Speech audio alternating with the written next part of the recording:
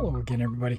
This is Derek, and I'm coming back at you with another wargaming and miniature video.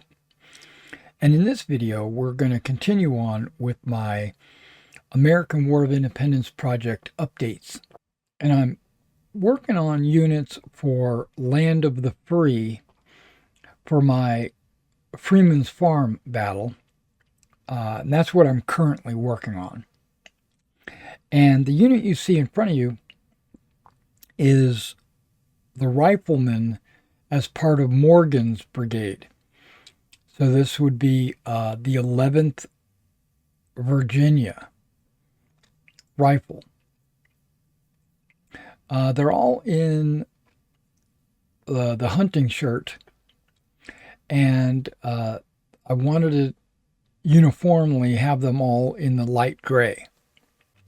Now, when I counted out all my riflemen, I was one short. So I went ahead and added a second standard bearer. The unit did not necessarily have to be this large. I think a standard sized unit would have been perfectly fine. But since I had almost 30 models, I figured I'd just go ahead and do a full large size unit. And then if I wind up not using all the bases to represent rifles at Freeman's Farm, I'll have them for other uses in other battles or what have you.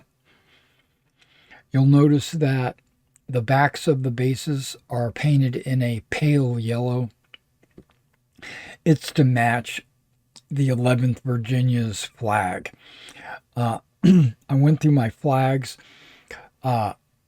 thinking I was just going to use a couple of different Betty Rosses or just various Virginia flags or what have you. But when I went through my flags, I found that I actually had the 11th Virginia in there. So this is a Cotton Gym 11th Virginia, and this is a GMB Continental Congress. And there's a variety of different Continental Congresses. I just wanted the one with the stars and a circle. Now they're all in round hats, but and hunting coats. But there's a couple of figures. I'm not sure exactly how they got in there. You'll notice them with their muskets raised up, and you'll notice that they have slings on them. I believe that these were maybe mixed in from another bag. I might have gotten them mixed up, but they were, I think they are muskets and not rifles, but it's hard to tell. You know, with no bayonets on any of them, and a lot of the riflemen are in there with their, with their extremely long rifles. I mixed them in anyway. And who knows, maybe a few of them would have been carrying muskets anyway. I think the unit came out really well. The leggings, I did a variety of different blue tones for their leggings to give the unit a variety. I kind of just mixed them in with no thought. I just basically did every couple of popsicle sticks with a different legging, and that way when I went to assemble the unit onto their bases, I didn't pay attention to that at all. I just mounted them. So a couple of them might be the same, a couple of them might be different, or what have you. Now these are all Old Glory models, except for one of the standards, one or maybe both of the standards. I don't know. I think they are Blue Moon models, but The rest are all Old Glory. And with the Old Glory pack came another figure of Morgan. And let me show you that figure right now.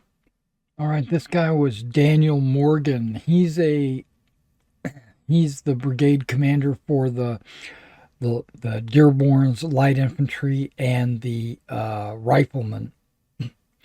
And he's the first to engage at Freeman's farm. I think it's pretty cool that he's got a rifle in his hand. He's wearing his hunting shirt, hunting clothes. This was the only place you could get this model, was in the Old Glory Rifleman pack. And that's, well, they have two riflemen. They have the standard rifleman pack, and then they have a rifleman pack with Daniel Morgan. So I went ahead and got that pack. Before this video, I was thinking to myself, what an honor it would be, 200 years later, almost 300 years later, there's someone sculpting a likeness of yourself because of the great deeds you did, and you have a miniature that represents yourself. I would be honored to have someone sculpt a model of me 300 years later, and people use me on a tabletop because of great deeds that I did, or just because of the importance that I had at the time. I think that's just remarkable. All right, so those are the only figures that I did. As you know, I was taking a short break to paint some models for the store, which I did a bunch of models for the store. And then I recently, just a few days ago, came back to the my project. Okay, now there's a couple of other things that I did, and so let me move this all aside and adjust the camera, and I'll show you. All right, now you might remember that I did a number of these built up areas, or town sectors, if you will, for Land of the Free. And these are 6-inch boards, and the way Land of the Free breaks down their built up areas is they have 4 sizes. They've got a 3, a 6, a 9, and a 12-inch square. And each one of those could hold, like the 3-inch would hold a tiny unit. The 6-inch would hold a small unit, and then the 9 would hold a medium unit, and the 12 would hold a large unit. And I felt that to hold a medium unit, a 9-inch town sector would be just too large, right? It would be a gigantic base for such a smaller unit, because a medium unit is only 3 stands, right? 3 stands is your standard size unit. And I felt that a 6-inch base would be sufficient, and it would be more appropriate to house a medium unit. It could probably honestly hold a large unit, which is your 5 bases, right? So a A 6-inch would be the largest you would probably ever need uh, to hold any unit. So I made a number of these 6 inches, and then uh, I realized that all the ranges and everything were askew, and then I adjusted movement and ranges to a 2/3 size, and then and I even created some range rulers to represent that 2/3 ranges. So for every 2-inch section on here, it actually represents 3 inches. So this town sector, if you will, is actually the equivalent of a 9-inch base, even though it's only 6. And a 9-inch is supposed to hold, your medium unit, which, and the building, or whatever building is portrayed in the town sector.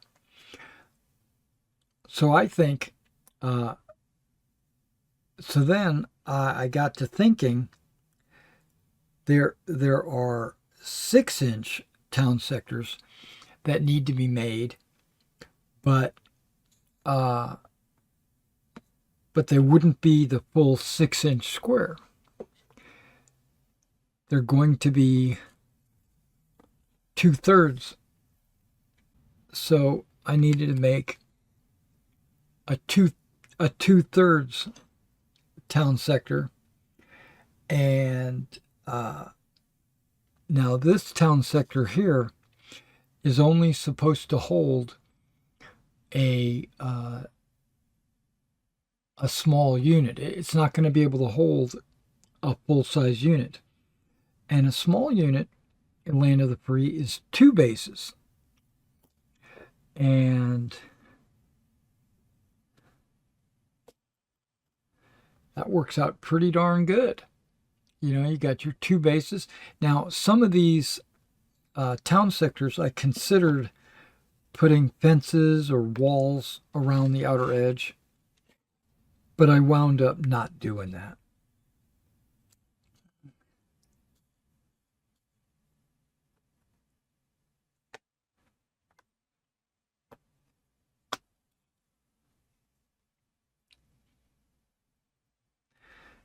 Some of these are just fields or rough dirt and grass.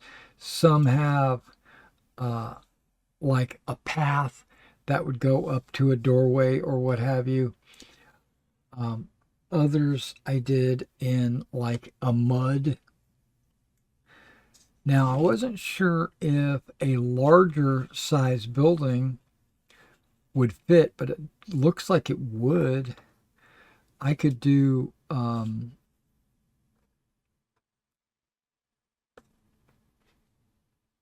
lone buildings, ones that wouldn't be able to hold a full size unit, one that would only be able to hold a small unit, would go on a base like such.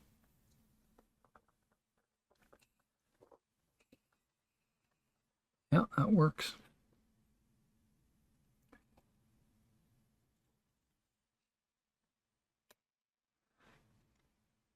Yeah. So I made about 6 of these. Now, there is an added bonus of doing a 4-inch base. And I thought about this. I'm not exactly sure how I'm going to implement it, but 4 of them together. Yeah, 4 of these together like that would represent a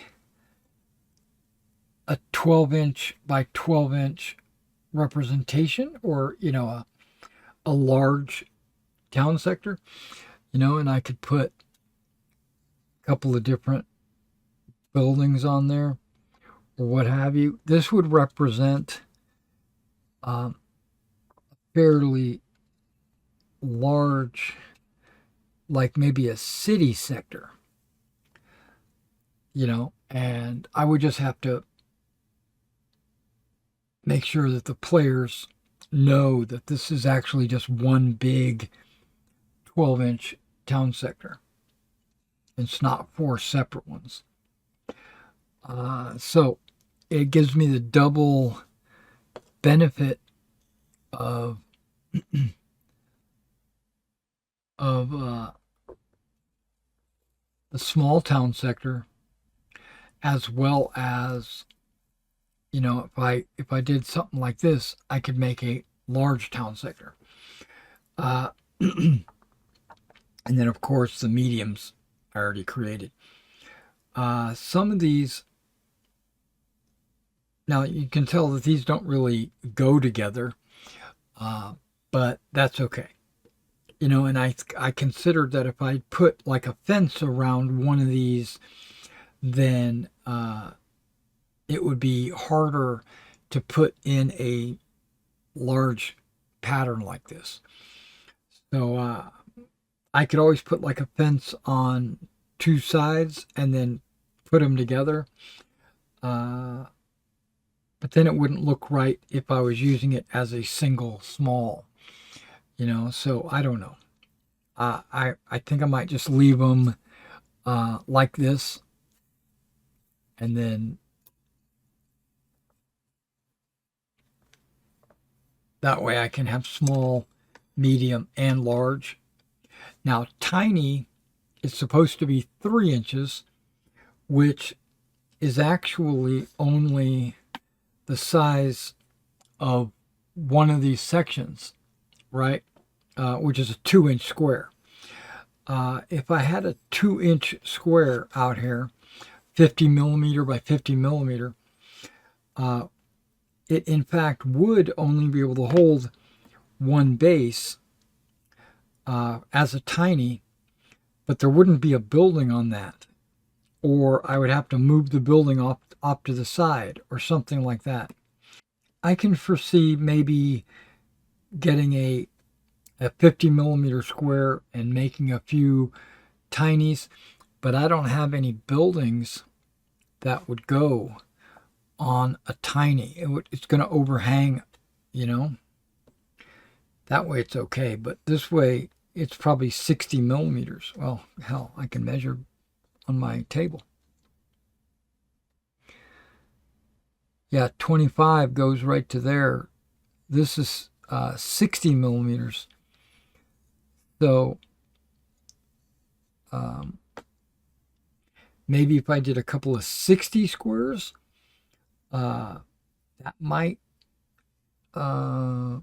make for a tiny, the building would sit right on a 60.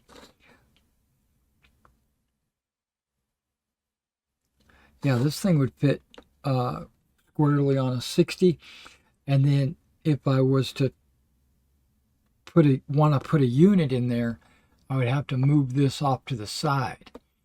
And I don't want to do that. And I don't know of how many town sectors out there are actually tiny.